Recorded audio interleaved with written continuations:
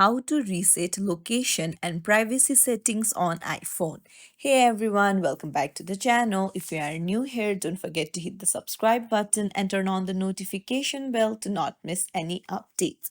So if you're looking to reset your location and privacy settings on your iPhone, you've come to the right place. Let's dive right in. First, head over to the settings app and then go to general and then scroll all the way to the bottom, and there you'll find transfer or reset iPhone option. Go ahead and click on it and then tap on reset, and a menu will pop up. At the very bottom you'll find reset location and privacy, so you'll need to click on that, and then you will need to enter a passcode, and a message will appear letting you know that this will reset your location and privacy settings to factory defaults.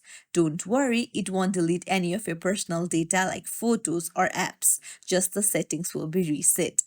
And that's it. It's as simple as that. If you found this tutorial helpful, don't forget to like and subscribe to our channel for more tips and tricks.